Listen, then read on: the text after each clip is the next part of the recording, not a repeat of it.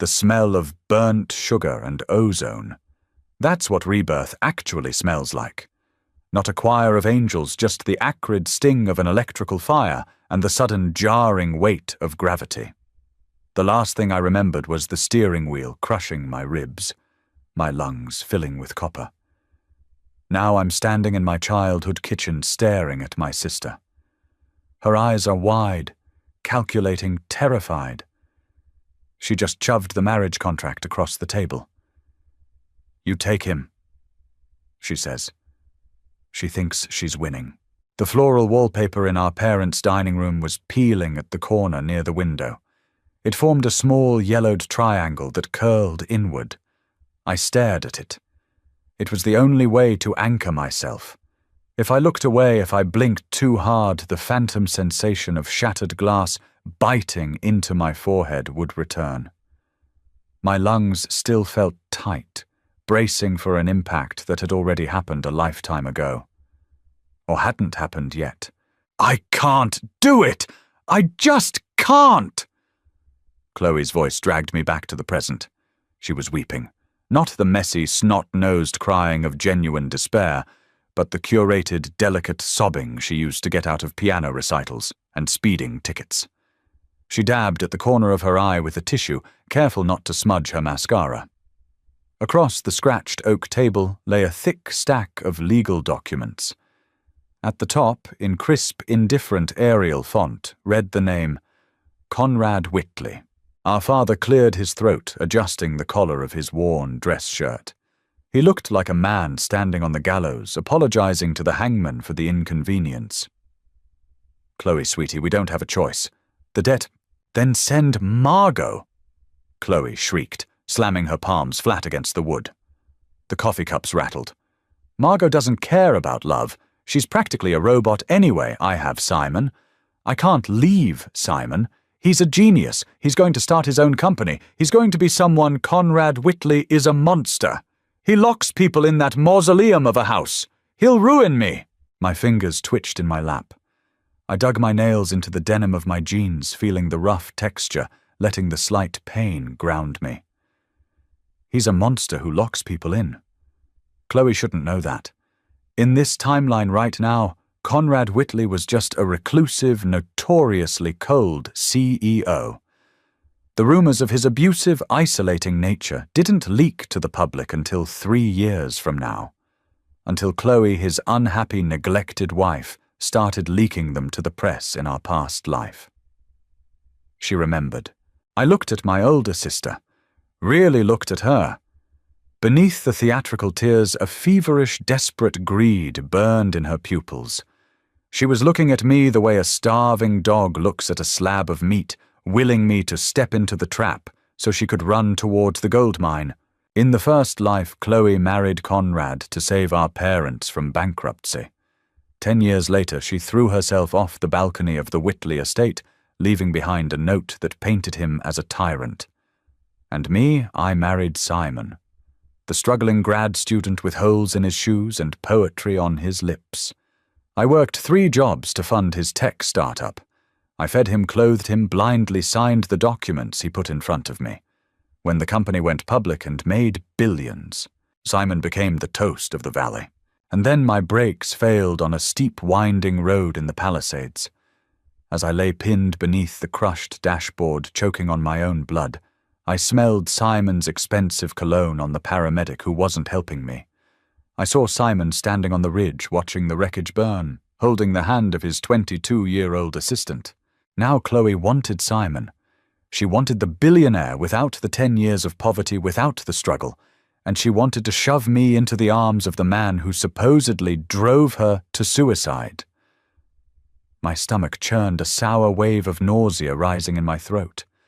I didn't feel righteous anger. I didn't feel like a vengeful spirit.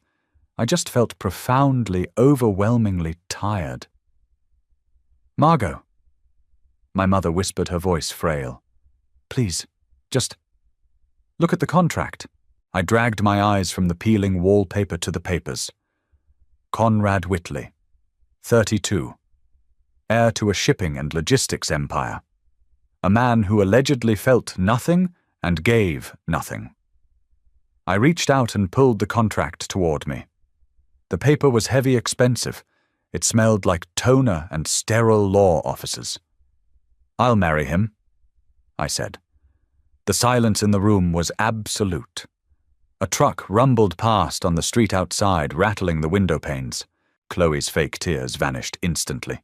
She sucked in a breath, a fleeting expression of shock morphing into barely concealed triumph. "You will. You promise you can't back out, Margot. The lawyers are waiting." "I said I'll do it." My voice sounded flat, scraping against my dry throat. I picked up a pen lying near my father's elbow. It was a cheap ballpoint with a chewed cap. "Where do I sign to agree to the preliminary terms? Margot, you don't have to—" My father started a weak, pathetic attempt at paternal protection. "Yes, she does." Chloe snapped, sliding the contract to the final page and jabbing her manicured finger at the dotted line. "Right here." I didn't read it. I didn't care about the allowance, the assets, the societal obligations. I pressed the pen to the paper and dragged the ink across the line. Margot Hayes.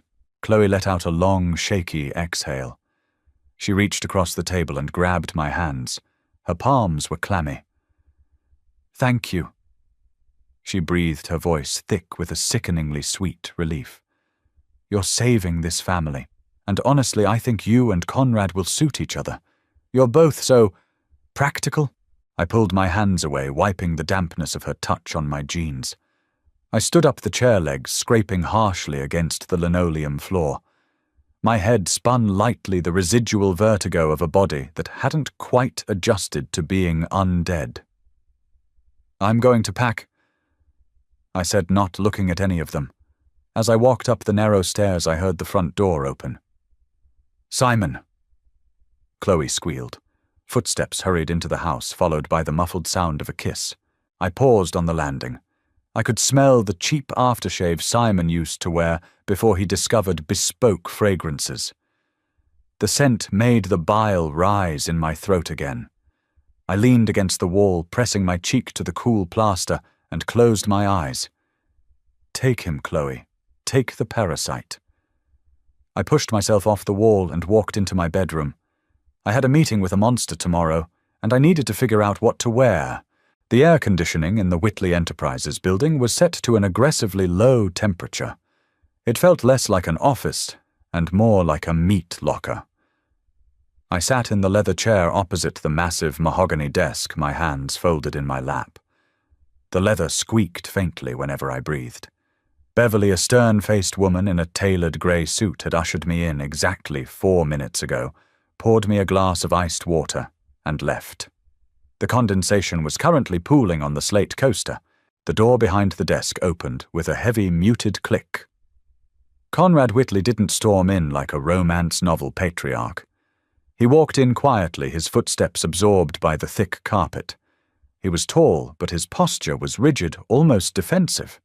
He wore a charcoal suit that fit perfectly, yet he looked incredibly uncomfortable in it, as if the fabric was woven from fiberglass. He didn't look at me right away.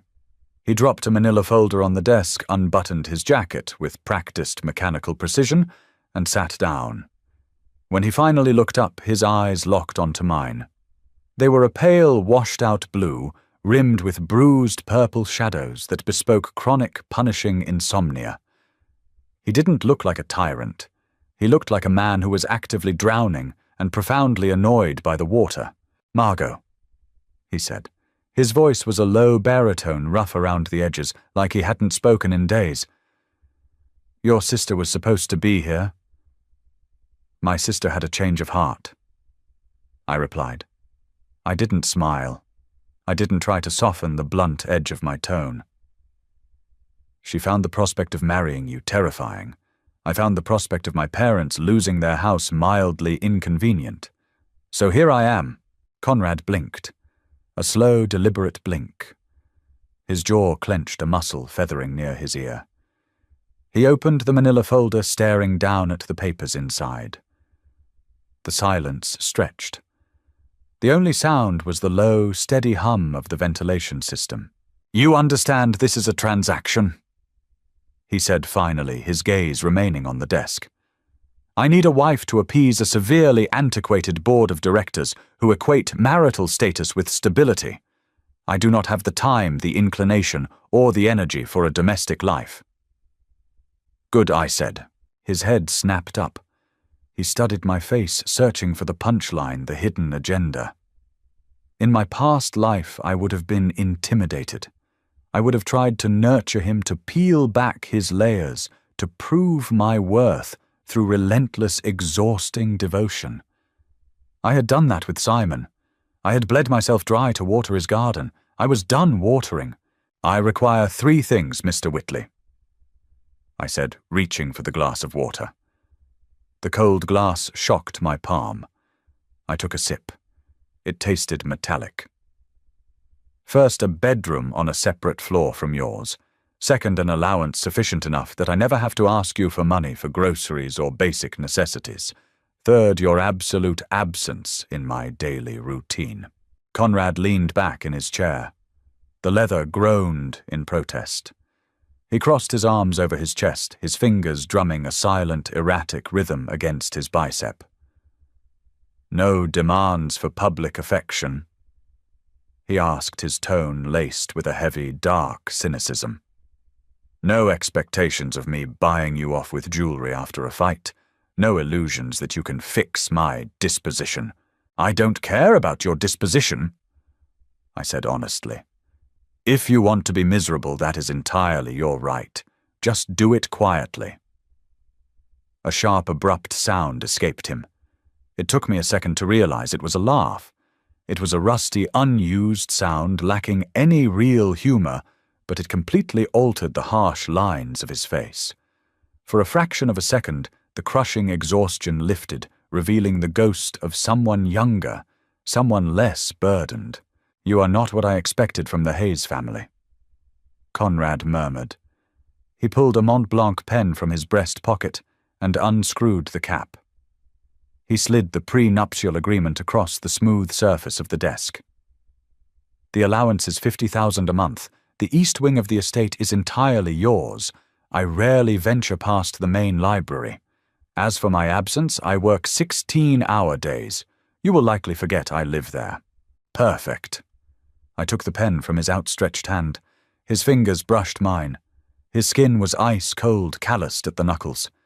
A strange jolt went up my arm, not a spark of romance, but a static shock, an acknowledgement of shared, unspoken damage. I flipped to the back of the document. I didn't read the clauses about infidelity or public behavior. I found the exit clause. 5 years. Mutual dissolution with no contest. I signed my name. The scratch of the nib was loud in the quiet room. When I pushed the paper back to him, Conrad looked at my signature, tracing the ink with his eyes. The wedding is in 3 weeks. It will be small. Press only. Fine. I stood up. My knees ached, a phantom reminder of crushed cartilage. I ignored it. If that's all I have packing to finish. Wait. Conrad stood up as well. He hesitated, his hand hovering over the desk. Why are you doing this so willingly? Your sister... She looked at me like I was a firing squad. I paused at the door. I looked back at the man who in another timeline my sister claimed was the devil incarnate.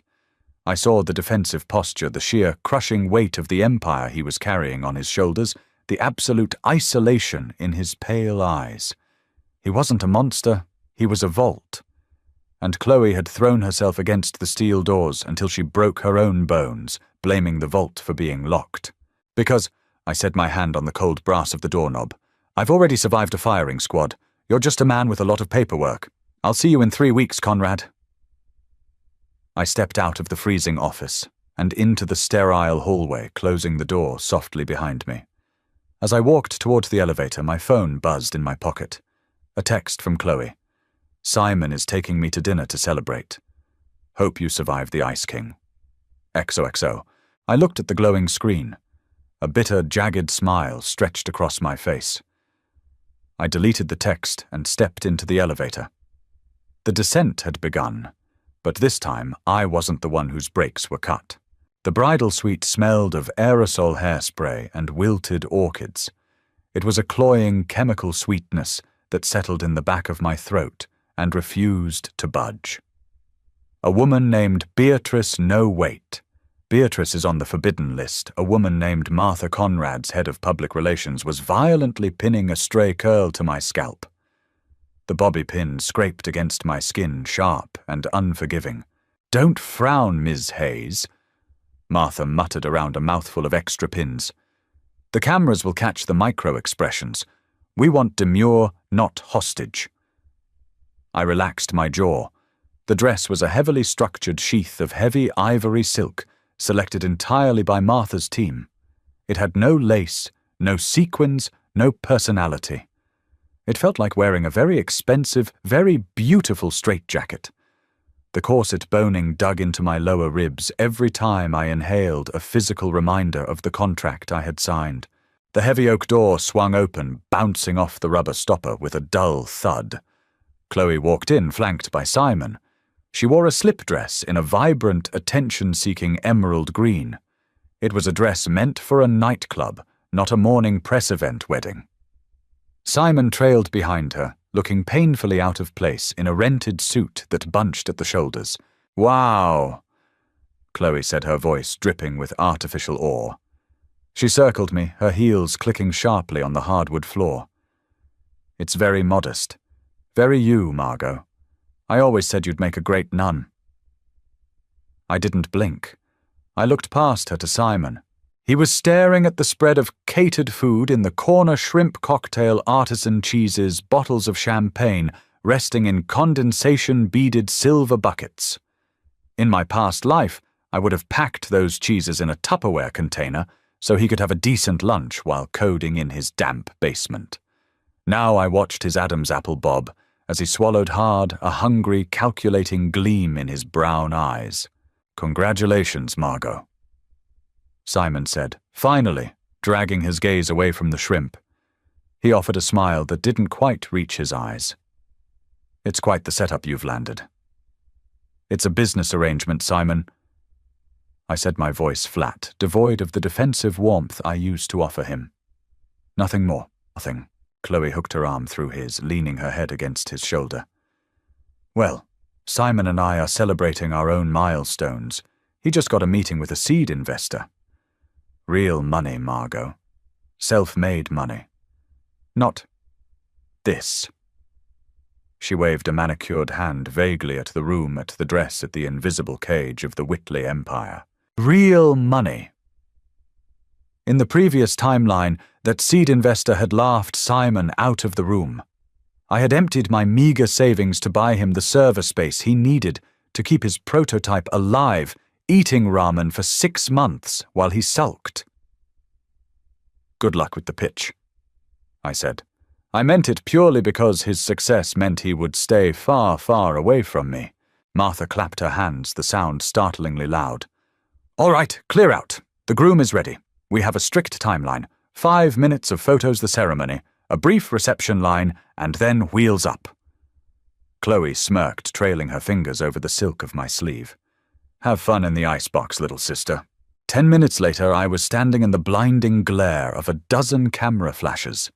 The venue was a glass-walled atrium atop a high-rise overlooking the smog-hazed sprawl of the city. The sun beat down through the glass, baking the room, despite the heavy air conditioning. Conrad stood beside me. He wore a midnight blue tuxedo that made his pale eyes look almost translucent. He smelled like bergamot and crisp, clean cotton, mixed with a faint underlying scent of black coffee. He was rigid, his shoulders locked.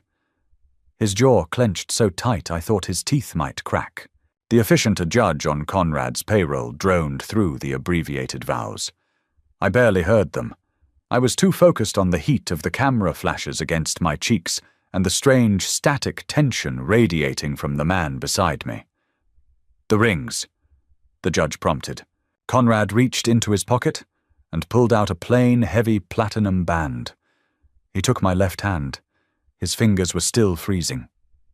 As he slid the metal over my knuckle, he didn't look into my eyes. He looked exactly at the bridge of my nose, an old media training trick to simulate eye contact without actually having to engage. I did the same, sliding a matching slightly larger band onto his finger. The metal was warm from my palm. He flinched almost imperceptibly, as if the heat burned him. "You may kiss the bride." Martha had briefed us. "Turn your head slightly to the left, Mr. Whitley. Hand on her waist. Ms. Hayes, hand on his lapel. 3 seconds. No tongue, no lingering." Conrad's hand settled on the side of my waist. I could feel the individual pressure of his fingers through the thick silk. I placed my palm flat against his chest. Beneath the stiff fabric of his shirt, his heart was beating with a frantic, erratic rhythm, completely at odds with his deadpan expression. He leaned in. His lips pressed against the corner of my mouth, missing the center entirely. It was a dry, fleeting contact, a stamp of approval on a legal document. The cameras erupted in a frenzy of clicks. He pulled back instantly, dropping his hand from my waist as if he'd touched a live wire. "Smile," he muttered under his breath, his voice barely a rasp. I forced the corners of my mouth up. The flashbulbs blinded me, turning the world into a series of stark, white spots. I didn't feel married. I didn't feel loved or cherished or condemned. I just felt the heavy platinum dragging my finger down an anchor, finally tethering me to a reality I could control. The Whitley estate wasn't a house. It was a fortress of brutalist architecture nestled into the rocky jaw of a coastal cliff. Expanses of raw concrete, floor-to-ceiling tinted glass, and severe geometric lines made it look less like a home and more like a high-tech bunker waiting for the apocalypse. When the town car pulled up the winding driveway, the crunch of the tires on the gravel sounded like breaking bones in the absolute silence of the property. Conrad stepped out of the car before the driver could open his door. He didn't wait for me. He unbuttoned his suit jacket, loosened his tie, and strode toward the massive pivot hinge front door without looking back. A housekeeper in a slate-grey uniform was waiting in the foyer. The entryway smelled of lemon oil and cold stone. The floors were polished black marble, reflecting the harsh, recessed lighting above. "Mrs. Whitley," the housekeeper said. Her voice was perfectly neutral. "I am Mrs. Gable. I manage the staff. Your belongings have been moved to the East Wing." "Margot," I corrected automatically. The title, Mrs. Whitley, tasted like ash. Mrs. Gable blinked a microscopic break in her professionalism. "Margot, if you'll follow me." The house was aggressively quiet. There were no ticking clocks, no hum of a refrigerator, no distant sounds of a television. It was the silence of a vacuum. We walked down a long, glass-walled corridor that overlooked a central courtyard filled with jagged, ornamental rocks and zero plant life. The East Wing was exactly as promised, isolated. My suite consisted of a bedroom the size of my parents' entire first floor, a private sitting room, and a bathroom entirely clad in white marble. It was beautiful in a sterile operating room kind of way. "Dinner is served at 8 in the formal dining room should you choose to attend. Mr. Whitley rarely does," Mrs. Gable informed me, standing strictly in the doorway. "I prefer to eat alone," I said. "Is there a smaller kitchen I can use? There is a kitchenette adjacent to your sitting room, fully stocked." She gave a crisp nod. "Will there be anything else?" "No, thank you." When she left, the silence rushed back in heavy and suffocating. I kicked off my shoes. The plush rug beneath my bare feet felt synthetic dense. I walked over to the massive bed. The sheets were pulled taut, perfectly ironed. I fell backward onto the mattress, staring up at the unadorned ceiling. I was safe. The debt was paid. Simon was gone. I rolled over, pulled my laptop from my overnight bag, and opened it on the duvet. I checked my new private bank account. The $50,000 was already there, a flat digital number on a screen. In my past life, $50,000 would have saved me. It would have paid off the credit card Simon maxed out. It would have fixed the faulty brakes on my Honda. Now it was just a monthly allowance. I didn't hesitate. I opened a brokerage tab. I remembered the timeline. A major medical tech company was about to tank in 3 days due to a failed FDA trial.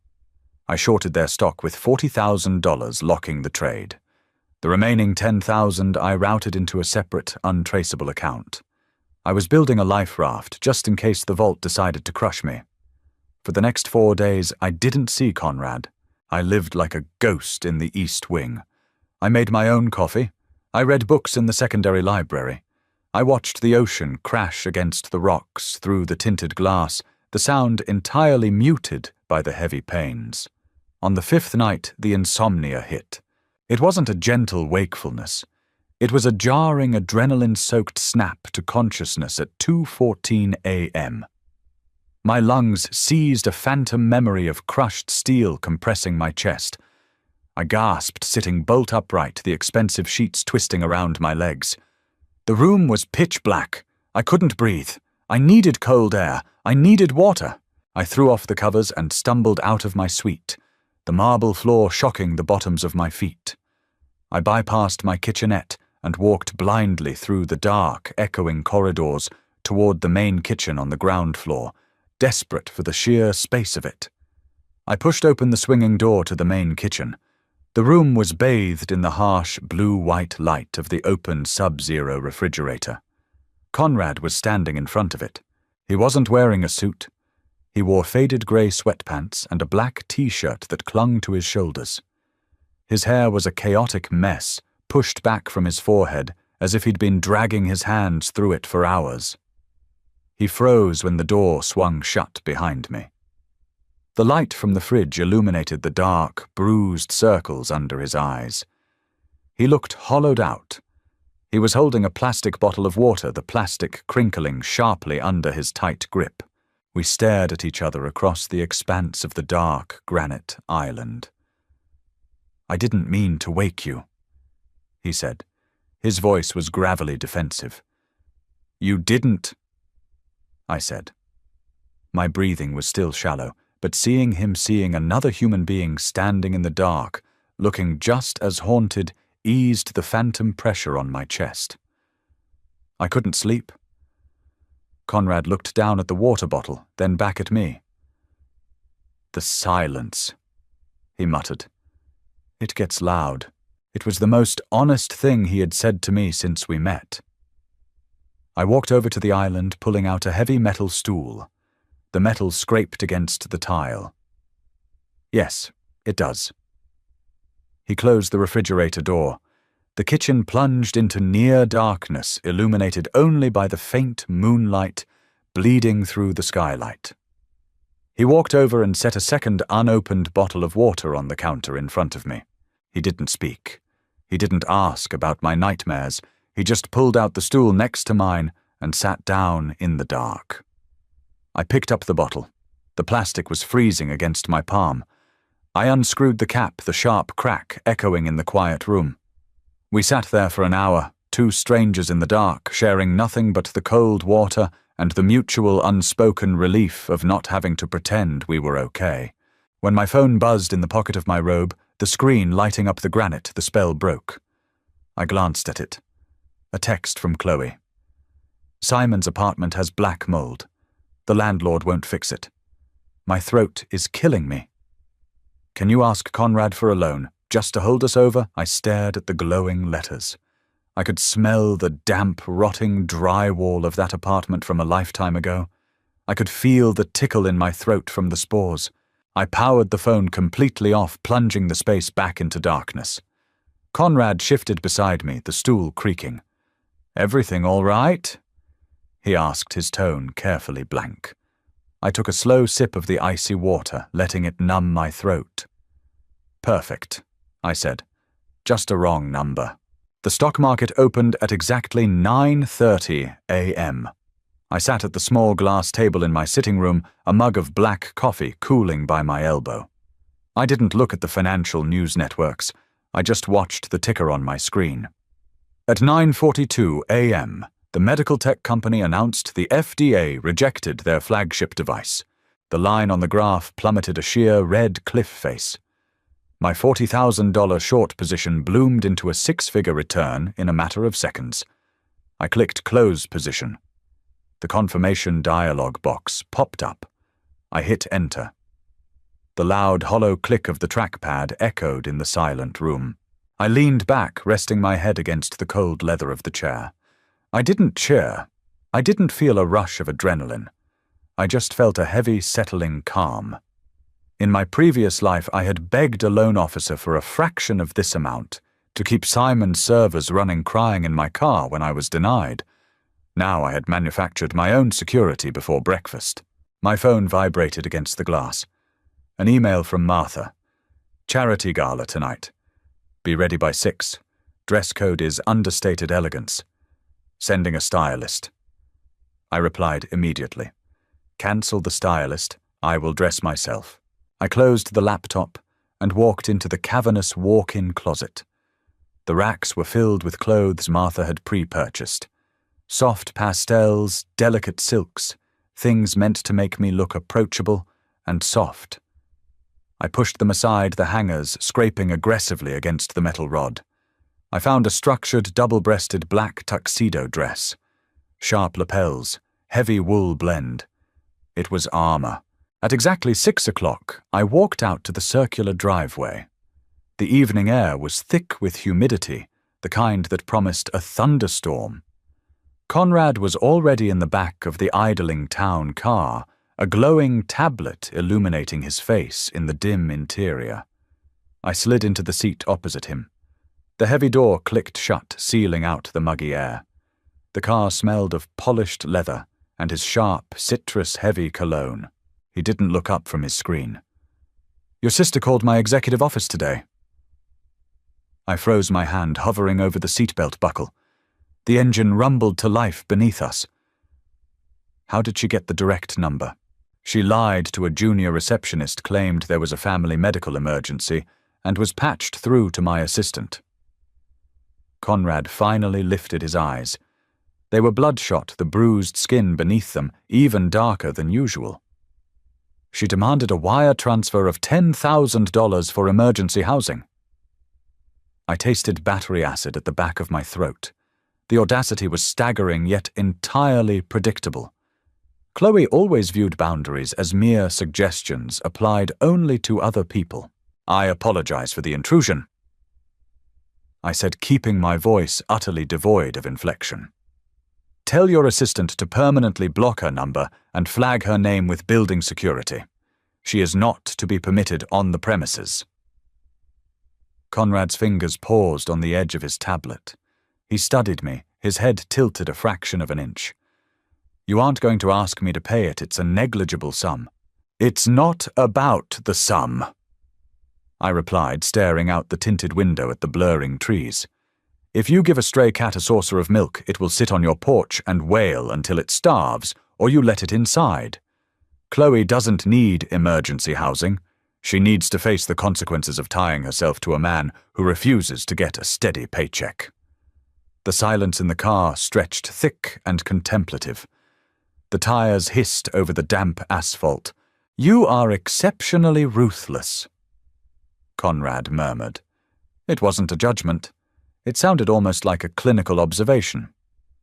I am pragmatic, I corrected him, turning back to meet his gaze. I signed a contract to be your wife for 5 years. I did not sign a contract to be my family's ATM. If they reach out again, ignore them. If they show up, have them trespassed. Conrad slowly turned his tablet off, plunging the back of the car into shadows.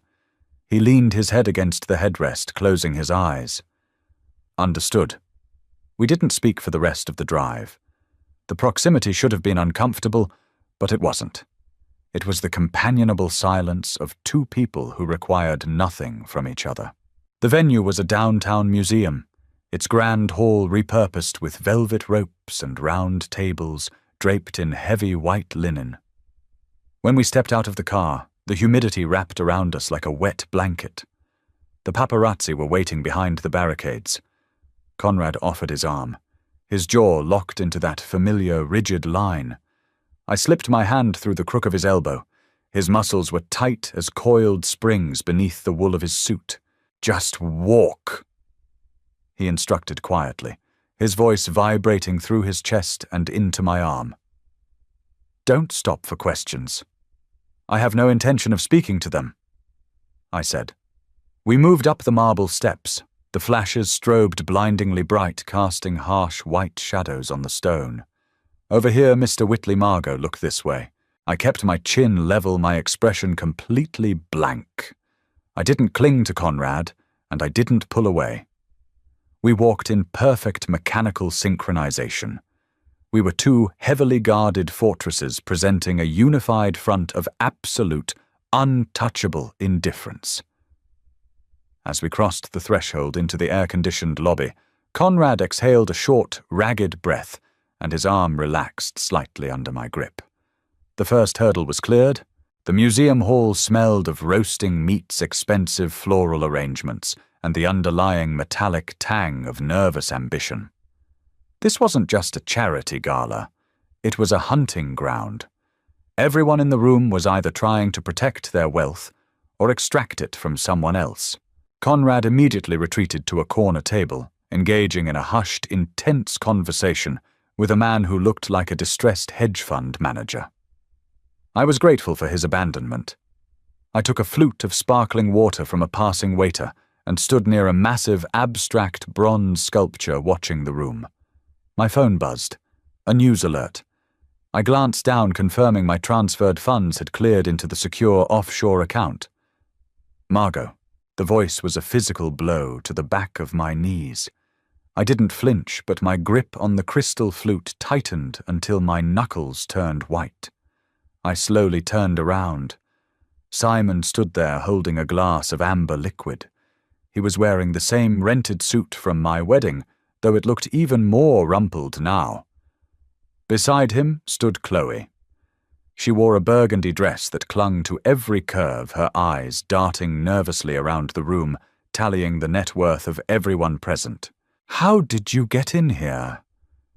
I asked, my voice barely above a whisper. "My new investor." Simon said, a smug, oily smile spreading across his face. He gestured vaguely toward the crowd. "He's on the board of the museum. Brought us as his guests. Said it was good networking." "He means we had to beg," Chloe hissed under her breath, glaring at me. "Which we wouldn't have to do if you weren't such a selfish bitch.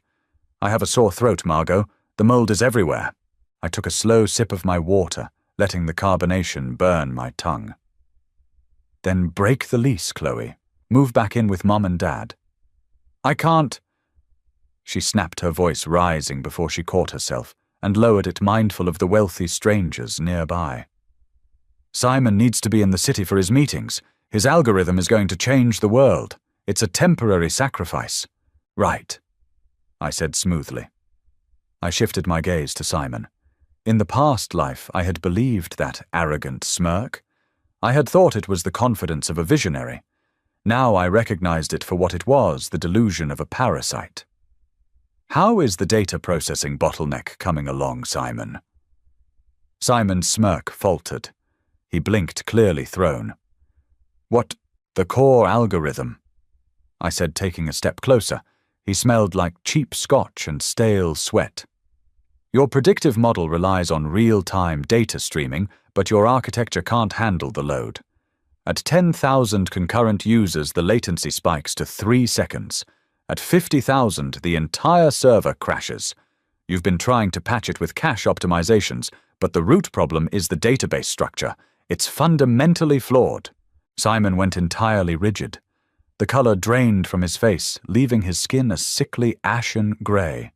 His mouth opened, but no sound came out. He hadn't told anyone about that flaw. In my previous life, it took us 3 years of agonizing, bankrupting failure to identify it, and it was my idea to rewrite the back end. Right now, in this timeline, he was still hiding the defect from his potential investors, praying he got funding before they looked under the hood. "How—" He stammered, his eyes wide with genuine panic. "How do you know about the latency spikes?" "I read," I said coldly. "And I know how you code. It's sloppy." "Margot, what are you talking about?" Chloe demanded, looking between us. her confusion masking a rising panic. "Simon, what is she saying? She's making things up." Simon lied, but his voice was thin, reedy. He took a step back, the false bravado entirely shattered. "I don't need to make things up," I replied, my tone flat. "Pitch your broken toy to whoever you want, Simon. Just stay away from me, both of you." "Is there a problem here?" The deep, gravelly voice came from behind me. The ambient temperature seemed to drop 10 degrees. Conrad stepped into my peripheral vision, positioning himself slightly in front of me, his broad shoulders blocking Simon's view. Simon swallowed hard, his Adam's apple bobbing frantically. He looked at Conrad like a rabbit looking at a wolf. "Mr. Whitley." "No, sir. No problem. We were just catching up." "She asked you to stay away," Conrad said softly. He didn't raise his voice. He didn't threaten them. He just stated a fact with the absolute crushing weight of a man who could destroy their lives with a single phone call. Chloe grabbed Simon's arm, her perfectly manicured nails digging into his cheap suit jacket. "We're leaving," she squeaked, physically, dragging him backward into the crowd. Simon didn't resist. He looked back at me one last time, sheer terror in his eyes before disappearing behind a wall of tuxedos. I let out a slow, controlled breath. The tension bled from my shoulders. Conrad turned to look at me. His pale blue eyes were searching my face, passing the interaction. "You know code.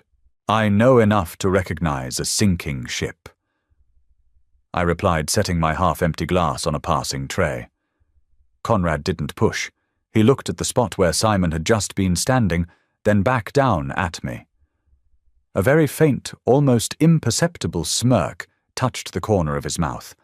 It was the closest thing to a smile I had ever seen on him. "Sloppy." He repeated my word, rolling it around as if tasting it. "Brutal. Let's go home, Margot." The thunderstorm broke just as the town car pulled onto the highway. It wasn't a gentle, rolling rain. It was a violent deluge that hammered against the reinforced roof with the sound of scattered buckshot. The tires hydroplaned slightly on the black asphalt, the heavy vehicle shuddering before the traction control forcibly corrected our path. I watched the city lights smear into long neon streaks across the wet glass. The oppressive humidity of the gala was gone, replaced by the sterile, aggressively filtered air of the car's interior. Conrad unbuttoned his collar. The stiff, formal bow tie hung loosely around his neck. He reached forward, opening a hidden compartment in the partition separating us from the driver. The faint clink of glass on glass cut through the rhythmic thumping of the wipers. He poured an amber liquid from a crystal decanter into 2 heavy tumblers. He handed one across the console. I took it. The glass was heavy, the bottom deeply faceted. It smelled of peat smoke, wet earth, and iodine. Islay Scotch. "I don't usually drink," I said, my voice barely carrying over the storm. "Neither do I," Conrad replied, settling back into the dark leather. He stared at his own glass, the streetlights catching the gold liquid in flashing, erratic bursts. "But you dismantled a man's entire career in under 90 seconds without raising your voice. It seemed like an occasion that warranted a pour." I took a sip. The scotch burned a fiery, abrasive trail down the back of my throat, settling heavy and warm in my stomach. I focused on the burn, letting it push away the lingering phantom smell of Simon's stale sweat. "I didn't dismantle his career," I corrected, resting the cold rim of the glass against my lower lip. "His career was built on a faulty foundation. I just pointed out the cracks before someone else bought the house." Conrad turned his head, observing me in the gloom. His pale eyes were entirely unreadable. "My background investigators compiled a very thorough dossier on you before I offered the contract, Margot. It painted a picture of a quiet, agreeable woman, a former art history major working as a low-level gallery assistant, devoted to her family, passive. Background checks rely on paper trails," I said smoothly, staring back at him. Paper trails don't record who a person becomes when they realize the people they are devoted to are holding their head underwater. Conrad's jaw shifted. The muscle near his ear ticked. He took a long, slow drink of his scotch, his eyes never leaving mine. "And your sister, is she holding your head underwater?"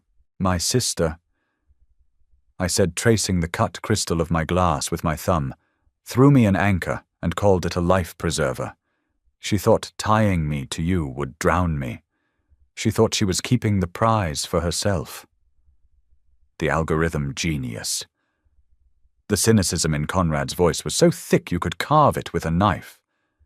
"I know his type. The valley is crawling with them. Men who mistake arrogance for innovation, looking for someone else to foot the bill for their delusions." I closed my eyes, a sudden crushing wave of exhaustion washing over me. The scotch was loosening the tight defensive coil in my chest, and I hated it. I didn't want to be vulnerable, not here, not with the man who owned the cage I was currently sitting in. "He's not a genius," I whispered, the exhaustion bleeding into my voice. "He's just loud." We didn't speak again until the car crunched up the gravel driveway of the estate. The storm was raging over the cliff face, the ocean completely obscured by sheets of driving rain. Lightning fractured the sky, illuminating the brutalist concrete of the house in harsh, apocalyptic flashes of white. When we stepped into the foyer, Mrs. Gable was nowhere to be seen. The house was a tomb of polished marble and silence save for the muffled roar of the wind outside. I kicked off my heels. The marble was freezing against the soles of my feet. I carried them in one hand, the empty scotch glass in the other. "Good night, Conrad," I said, turning toward the glass corridor that led to the east wing. "Margot." I paused, looking back over my shoulder. Conrad stood in the center of the foyer. The harsh, recessed lighting cast deep shadows under his cheekbones. He looked like a man made of stone slowly eroding from the inside out. "The vault," he said, his voice a low, rough rasp in the cavernous space. "It has a combination, if you ever need to get out." He wasn't talking about the house. My breath hitched. I gripped the stems of my shoes tighter, the leather biting into my palm. I gave a single curt nod. "I know. 5 years." I walked away, my bare feet completely silent on the floor, leaving him standing alone in the cold, bright light. 3 weeks bled into 4. The rhythm of the fortress became my sanctuary. I traded on the Asian markets during the early hours of the morning, sitting on my private balcony, wrapped in a heavy cashmere blanket, watching the thick coastal fog roll over the jagged rocks below. By noon, I closed my laptop, a quiet satisfaction settling in my chest as the numbers in my offshore account steadily ticked upward. I rarely saw Conrad. True to his word, he was a ghost haunting the executive floors of his downtown high-rise. When I did see him, it was always the same brief encounters in the industrial kitchen at 3 a.m., marked by the sharp crack of opening water bottles and a heavy shared silence that asked nothing and demanded less. It was a Tuesday afternoon when the house phone in my sitting room rang. It was an archaic, heavy black receiver connected directly to the front gate security kiosk. It had never rung before. I stared at it for a long moment, listening to the abrasive trill before picking it up. "Mrs. Whitley." The security guard's voice crackled through the speaker. "I apologize for the disturbance. There is a woman at the main gate. She's making quite a scene. She claims to be your sister." I set my coffee mug down on the glass table. A dark, ugly knot pulled tight in my stomach. "Hold her there. I'll come down." I didn't change out of my loose linen trousers and oversized sweater. I walked out of the house, bypassing the waiting golf cart, and marched straight down the long, winding driveway. The air was crisp, biting with the salt of the ocean. The main gate was a massive slab of solid steel, sliding on a reinforced track. Through the narrow viewing slats, I could see a battered Honda Civic idling on the shoulder. Chloe was standing in the gravel, gripping the steel bars. She looked terrible. The artificial gloss she meticulously maintained was gone. Her hair was pulled into a messy, greasy knot. She wore a cheap, oversized trench coat, her bare legs shivering in the brisk wind. When she saw me approach, her knuckles went white against the metal. "Open the gate, Margot!" She screamed, her voice cracking. I stopped 10 feet away from the steel barrier, folding my arms across my chest. "No. Why are you here, Chloe? You ruined him!" She sobbed, pressing her face against the cold metal. "He lost the investor. That guy at the gala pulled out the next morning. Word got around. Now the bank is calling the loans. They're taking the servers, Margot. They're taking everything." I looked at her, feeling absolutely nothing. No pity, no vindication, just a hollow, echoing emptiness. In my past life, that bank recall had cost me my apartment. It had cost me my dignity. I had sold my grandmother's wedding ring to appease the creditors, while Simon locked himself in the bathroom and cried about his unrecognized genius. "I didn't ruin him," I said, my voice carrying over the wind, sharp and clear. "His code ruined him. I just stopped him from ruining someone else." "You did this on purpose!" Chloe shrieked, kicking the solid steel gate. The dull thud echoed down the driveway. "You set us up. You wanted him to fail so you could sit in this compound and laugh at me. I don't think about you at all, Chloe." The words hung in the air, heavier than the coastal fog. Chloe stopped kicking. She stared at me through the slats, her mascara running down her cheeks in jagged black rivers. "I have $50 to my name, Margot." She whimpered, her anger rapidly dissolving into desperate, pathetic panic. "Simon hasn't spoken to me in 3 days. He blames me. He says I jinxed it. I can't go back to the mold. Please, just let me in, just for a few nights." I smelled the rotting dry wall. I felt the wet cough rattling in my chest. I saw Simon standing on the cliff in the Palisades, holding the assistant's hand while I bled out on the steering wheel. "The debt is paid," I said softly. "I bought my parents' house. I signed the contract.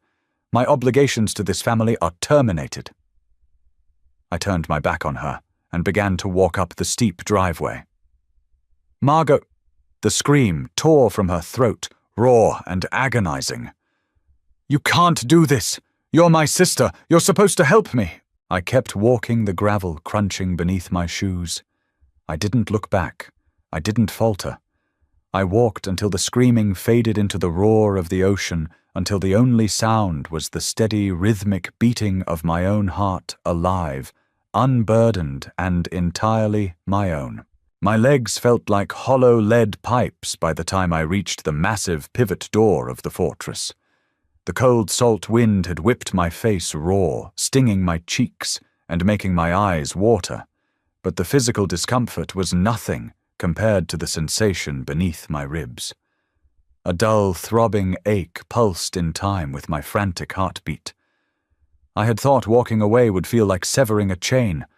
I expected a rush of triumphant vindication. Instead, it felt like amputating a limb with a rusted saw.